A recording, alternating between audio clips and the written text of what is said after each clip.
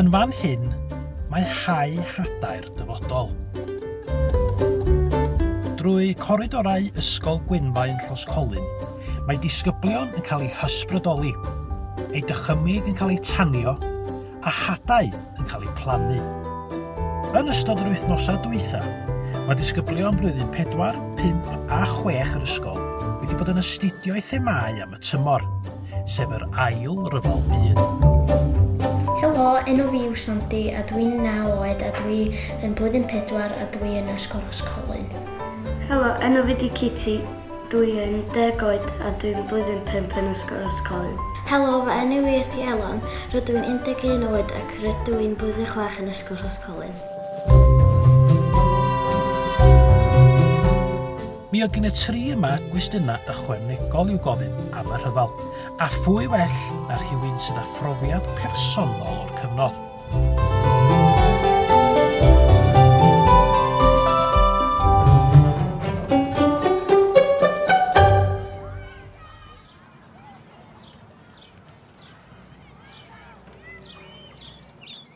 Goronwy Parry, cyn gynghorydd ag athro, pwy well. Pam ydych chi'n fechgyn fach, roeddech chi'n mynd i ysgol yma? Mi geis i fynd efo mam i'r hen ysgol dros y ffordd arall. A mi oedd yr ysgol honno'n cau. Mi oedd yr ysgol yma newydd ac yn agorad mis Medi. Cyfarfod y prifathro, cyfarfod plant o ardal gwahanol fel Baed Rhaerddr, ac wrth gwrs y drefn newydd o gael gwasanaeth yn y bora, dosbarthiadau, Mrs Gladys Eads oedd yr athrawes gyntaf i mi gofio, be fi hi yn gyfraniad mawr i'r ysgol yma. Ar gyfer y gegin, mi roedd rhaid cael dŵr. Toedd na ddim dŵr ar tap y fyma, oedd rhaid ni fynd i ffynon belltar, bron i filltir o fyma, ar hyd lôn Rhoscolyn, cyn y tai cyngor ac ar draws y caea i'r gwylod i lenwi tanc dŵr. Bydda 2 neu 3 o'na ni'n mynd i rowlio'r dŵr, wel, y cwbl yn ôl, dod yn ôl i fyny. Ar un tro, fe ddisgynodd y tanc a gollwng y dŵr i gyd, ddaru'r 2 gyfaill arall redag yn ôl i'r ysgol, a mi oedd rhaid i mi fynd yn ôl i lawr at y ffynon i lenwi mwy o ddŵr a dod yn ôl efo'r tanc.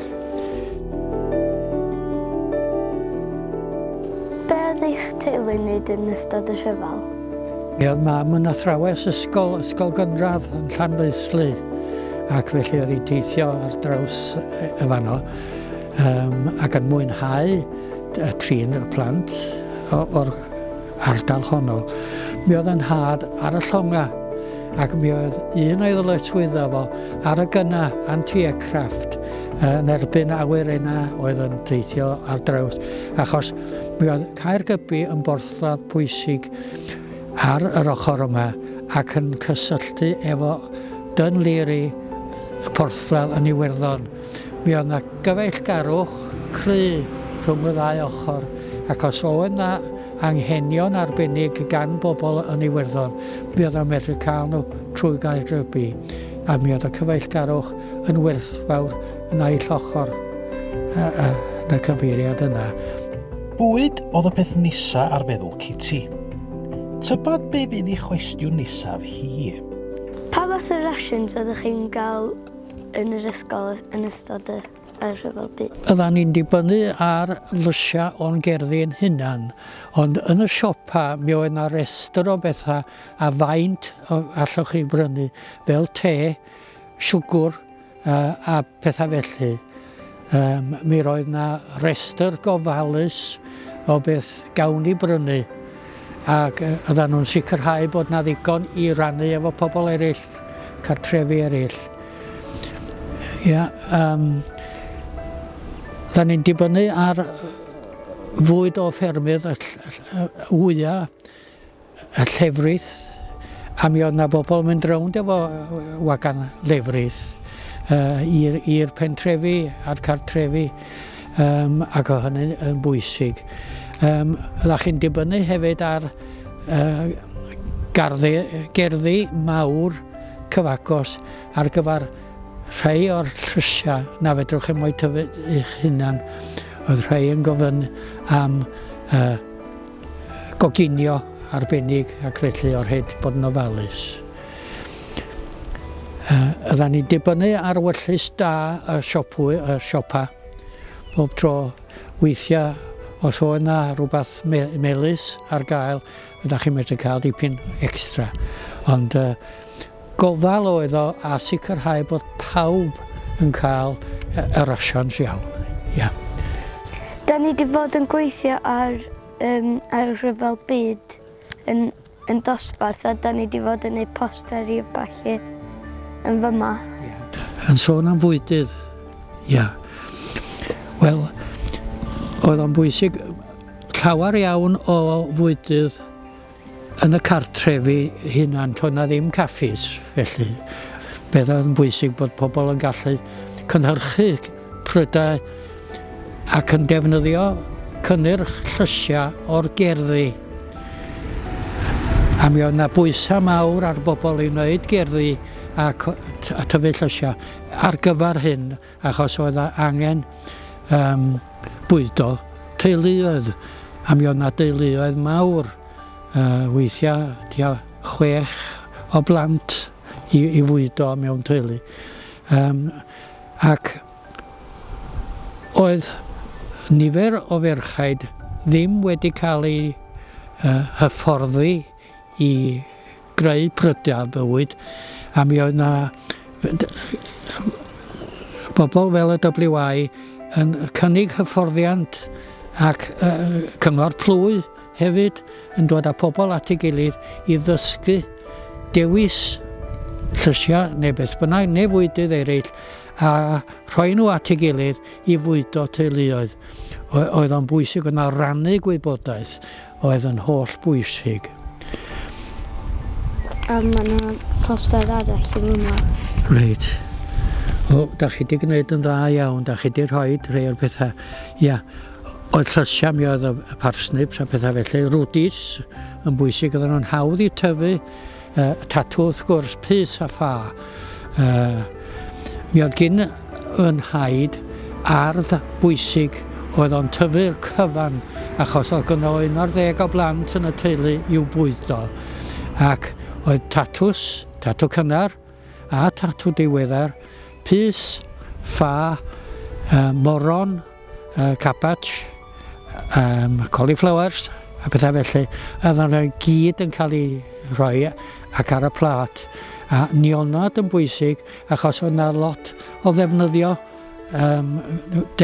gwahanol i nionod wedi ffrio, wedi berwi neu wedi rostio.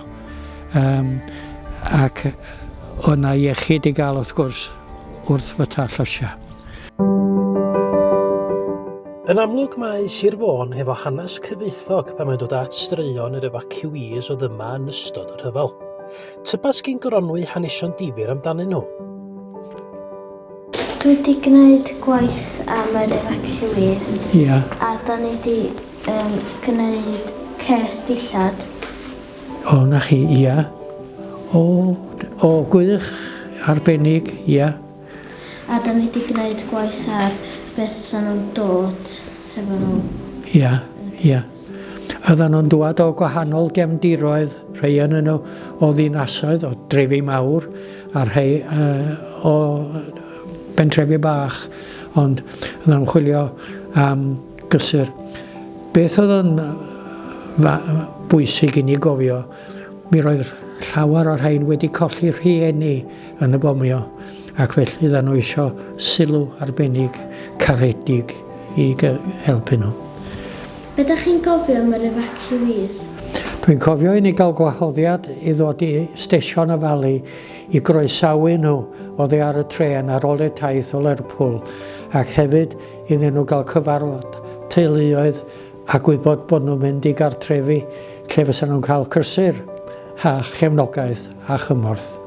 Ac felly mi yddan ni yna, yddan nhw'n mynd, landio ar y tren, cael eu croesawu a cael ei gyrru i lawr i'r llys yn y pentra, lle yna ddigon o le iddyn nhw sefyll a cyfarfod yr teulu oedd yn mynd i ofalu amdanyn nhw am y gweddill o'r rhyfel. Penderfynodd rhai efaciwydd aros yng Nghymru? Oedd mi oedd na blant yn mynd i'r pentrefi. Y cyswll oedd y WI a'r cynghora plwy, ynde. Ac fe un nodedig, Tom Brown, aros yn Rhosgolyn, gwreiddio a bod yn gymorth mawr i'r lleill oedd wedi cyrraedd yna. Ydden nhw'n ddisgyblion ddoth i'r ysgol yma ac ydden nhw'n afreolus, dipyn bach yn afreolus oherwydd ydden nhw wedi bod trwy firi mawr ac wrth gwrs ydden nhw o ysgolion gwahanol ac hefyd ydden nhw'n mysg Cymru. Felly oedd nhw'n cymryd dipyn o amser iddyn nhw ymarfer i'r drefn newydd. Mi oedd y prifathro yn cael dipyn o job efo nhw achos oedd wedi arfer efo hogia cefn gwlad yn hytrach na hogia dinas. Dych chi'n meddwl bod y dal hwyl o'r rhyfel yn Bae Trearthyr? Oes, mae yna nifer o arwyddion y Mae Trearthyr achos mi oedd yna gyswllt rhwng y fyddin y wlad yma a byddin America yn y Ravens Point mi ddan nhw wedi lletu yn fanno a cyswllt rhwng fanno a'r awyrlu yn y fali. Mi oedd yn bwysig bod pawb yn chwarae rhan ac yn prysuro.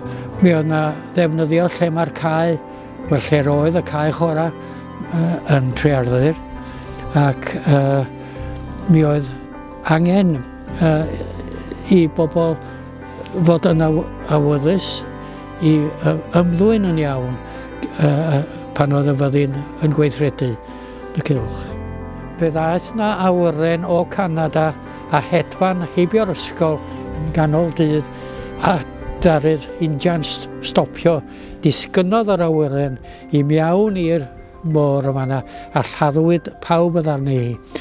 Am flynyddoedd wedyn, mi oedd yna 4 twll yn y pridd lle roedd yr injans wedi torri mewn iddo fo ac yno fydda pobl yn mynd i drochi weithiau. Mae'n bwysig cofio bod y fyddin yn defnyddio y ffyrdd i groesi efo tractors, wel, tancs bach ac yn mynd i'r awyrlu yn y fali ac hefyd ymlaen i Caergybi. Felly ydden nhw'n brysur efo'r tanciau bach yma. Dwi'n byw yn Pontrhydd y Bont. Oes yna ffaith rhyfel amdan Pontrhydd y Bont da chi'n gwybod o? Oes. Mi roedd yn haid yn of a mi oedd yr efail yn betws. Ac mi oedd yna ddefnydd mawr ar hwnna gan amaethwyr lleol a yr fyddin o dro i dro achos ei allio efo metal. Ac mi oedd o'n bwysig hefyd i ni gofio y cyswllt rhwng yr bont a'r môr yn Pontrhydd y Bont achos mi oedd y fyddin yn gorfod dysgu croesi y môr ac weithiau cerdded ar draws yr afon i'r ochr arall ar y ffordd i'r fali yn hytrach na defnyddio'r bont oherwydd bysa nhw'n gweithredu mewn glwedydd lle oedd y pontydd wedi cael ei chwalu. Felly mae yna olion yma acw ac mae yna 2 oedd wedi cael ei defnyddio i letua y fyddin. Ravens Point yn bwysig tu hwnt gan fod yr Americanwyr yn fanno ac na digon o le iddyn nhw gael mynd a dŵad ac y cyswllt agos oedd rhwng byddin America a byddin lleol a'r môr a defnyddio hwnnw i ymarfer ar gyfer glanio yn y môr a teithio i lefydd drwy'r môr.